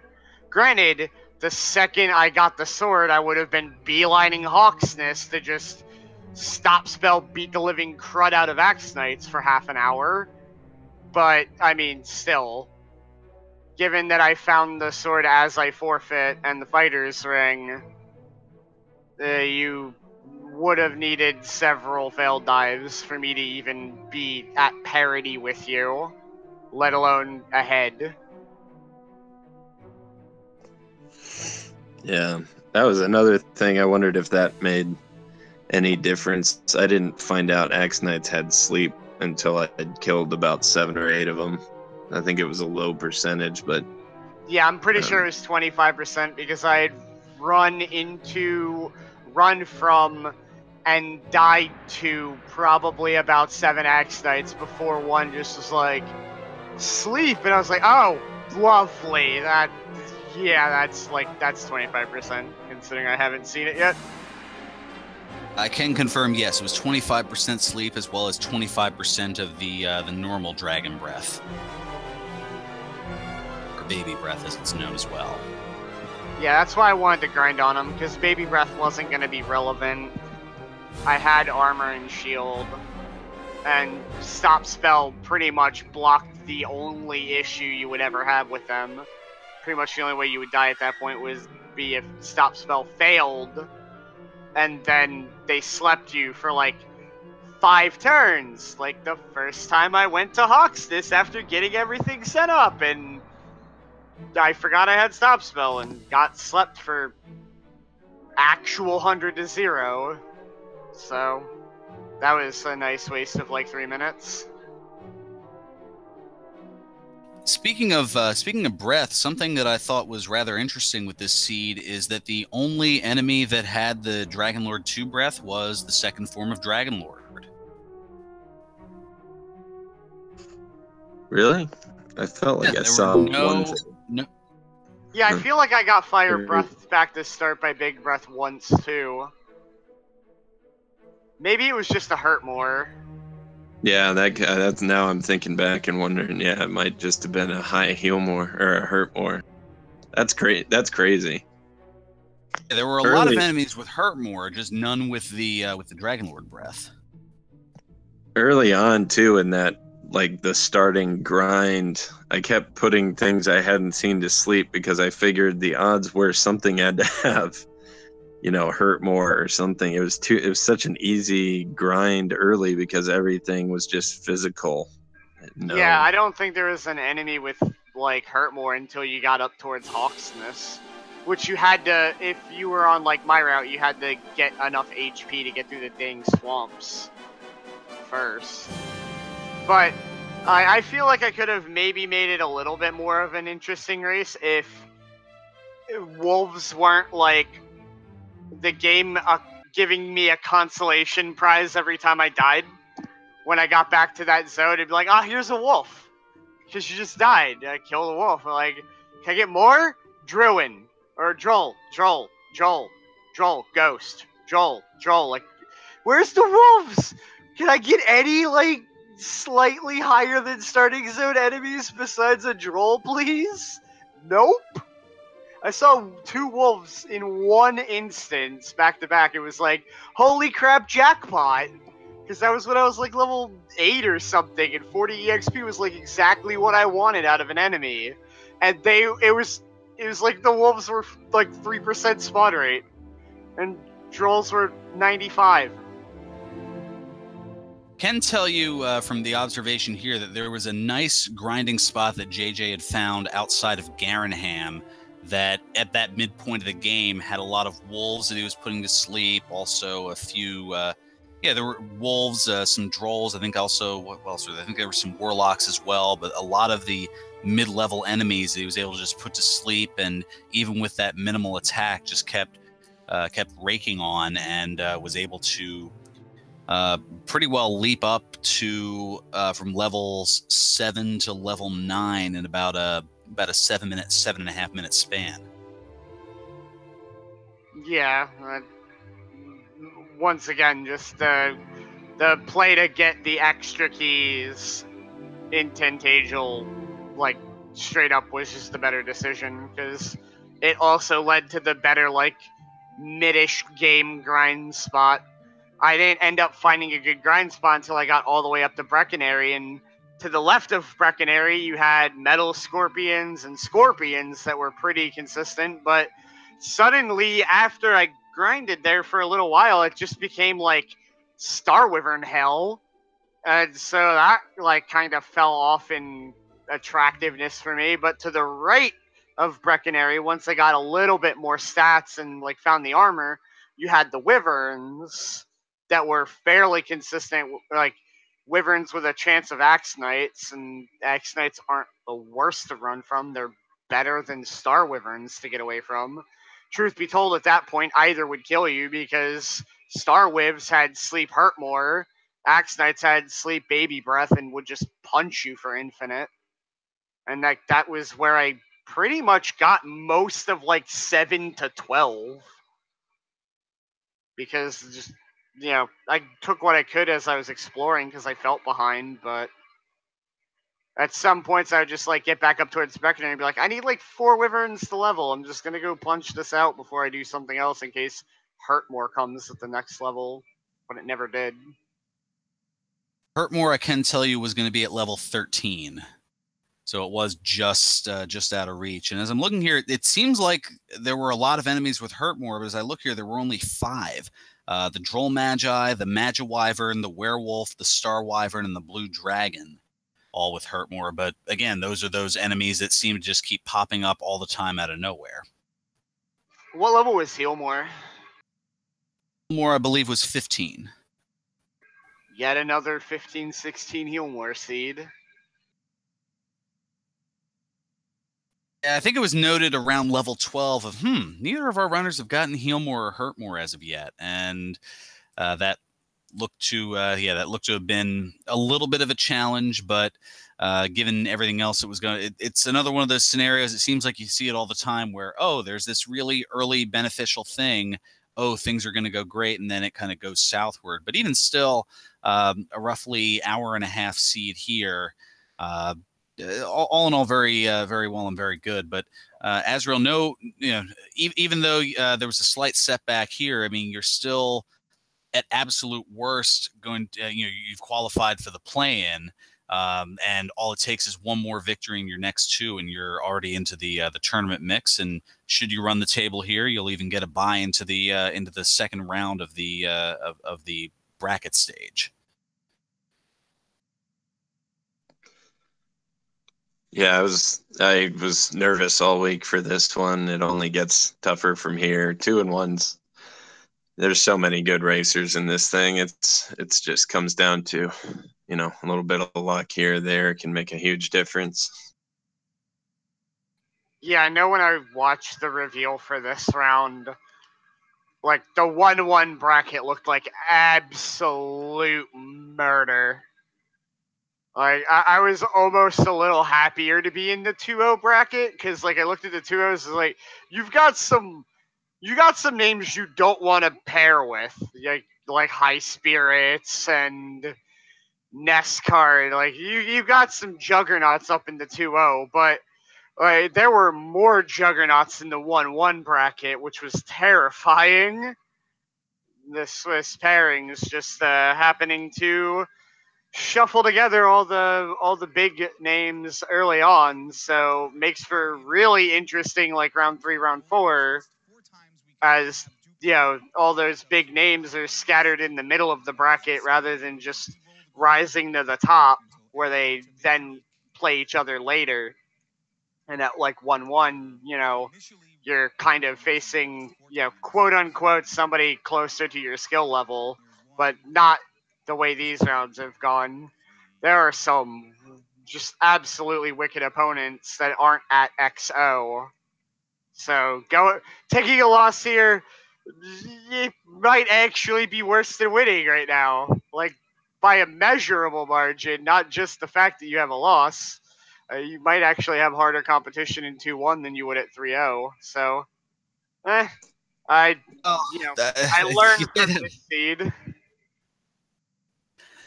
I'm looking at now at the lineup here, and it's almost in a sense a pick your poison, which the randomizer certainly will do here. As I mean, I'm looking at the full list here. So now the 2-0s. I mean, it's a very short list at this point, or 3-0s, I should say, of Nest Cardinality, Jacquemus, Centroid 41, up to NG, and now JJ Schmidt.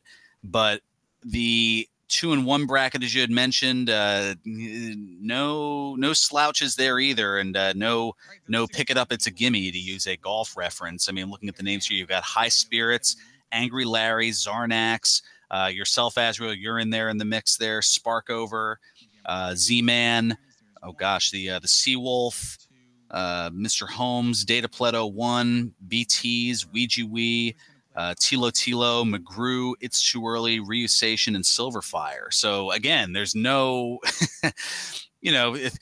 no, oh, okay, I've got this in the bag for any of those different runners.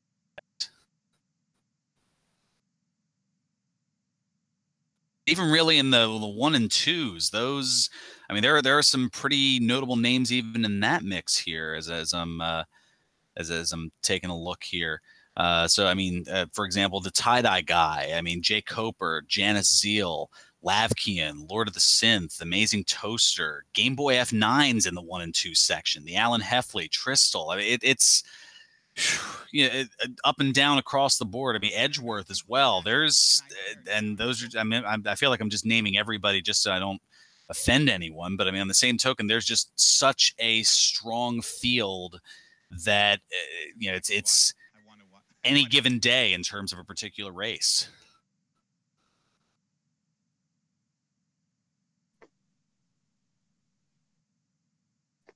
Yeah, and I think we're going to have a reveal. I think it was talked about 9 Eastern tonight, but I'm not sure. I don't know if Sparkover's, she's doing some double duty right now. I don't know if she's still here. Closer to 10 o'clock Eastern, I'm going to say, just because I probably will not be home until 9 o'clock Eastern. But yes, there will be the reveal tonight. So everybody, please get excited. I don't know where it's going to be hosted yet, but I will put that in the announcements in the Discord. So please pay attention to that later on. I guess would be Randomania 2, just because there already looks to be scheduled a Zelda 1 Randomizer Battle Royale coming up at 10 p.m. Eastern, although that hasn't confirmed either. So maybe we could get the reveal on 1 and they could be on 2, or vice versa. So it's hard to say. That's what the administrators, they'll collaborate and schedule and program and do all those fun things, and we'll find out how that goes along the way.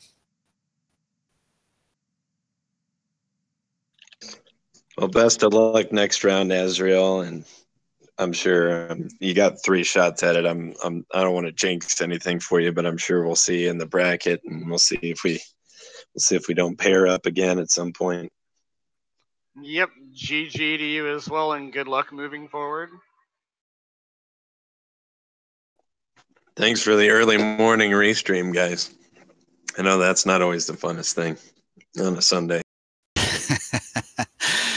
But hey, we make it work, and we try to do what we can to bring as much content here to you among the Randomania networks as we can. And speaking of content, coming up later this afternoon in about 3.5 hours from now on Randomania, right here on this network, is going to be a Final Fantasy IV Lunarian Shuffle showcase.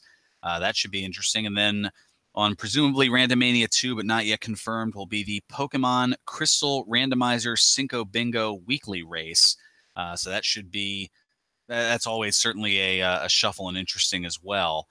And yes, waking up to races is certainly a fun scenario and something you don't have to be on the other side of the world to do. So that's certainly good there as well. But make sure to give our runners a follow here, as they've had a fantastic race here. jjschmidt77 and AzraelRavenheart.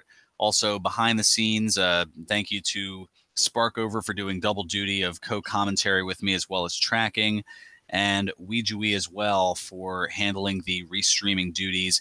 It is greatly appreciated. So for everyone here, thank you for tuning in to Randomania. I'm Ferran Burgundy saying until next time, may your moves be excellent and your seeds stay classy. So long, everyone.